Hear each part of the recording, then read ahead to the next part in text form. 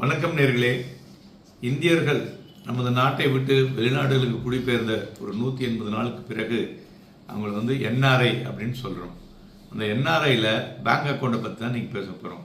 அந்த NRI 2 bank account வச்சுக்கலாம். ஒன்று என்ஆர்இ நான் ரெசிடென்ட் எக்ஸ்டர்னல், இன்னொன்று NRO non resident ordinary.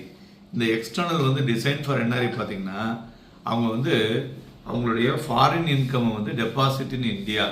So இந்த ஃபண்ட்ஸ் இந்தியன் ருப்பியில் இருந்தாலும் ஆனால் அது கம்ப்ளீட்லி ரீபேட்ரியபிள்னா திருப்பி எடுத்துகிட்டு போயிடலாம்.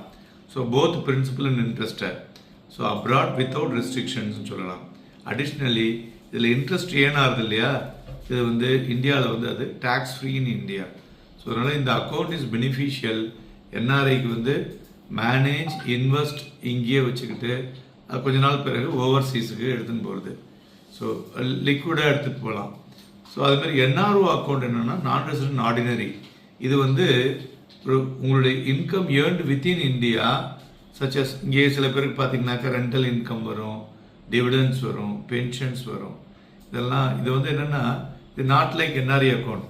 NRO account subject to taxation, interest ஏர்ன்டுக்கும் டிடிஎஸ் உண்டு. ஸோ அதுமாரி ரீபேட்ரியேஷன் ஆஃப் ஃபண்ட்ஸ் அலௌட்.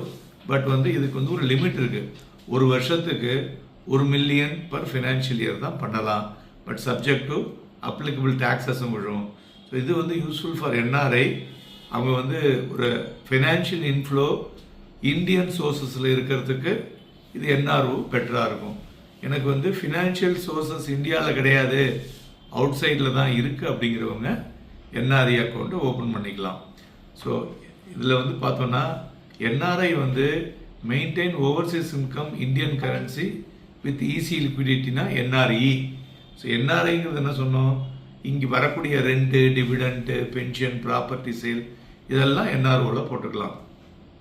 அதுமாரி என்ஆர்இ அக்கௌண்ட் ஜாயிண்ட்லி ஓப்பனாக வச்சுக்கலாம். Or a close relative whose a resident Indian அவங்க பேர்லேயும் ஜாயிண்ட்டாக வச்சுக்கலாம். ஸோ இதில் மெயினாக ஏன் இது உங்களுக்கு தேவை அப்படின்னா, இப்போ பார்த்தீங்கன்னா நிறைய பேர் ப்ராப்பர்ட்டி வாங்குறாங்க, ரெண்டல் இன்கம் வருது, டிவிடெண்ட் இன்கம் வருது.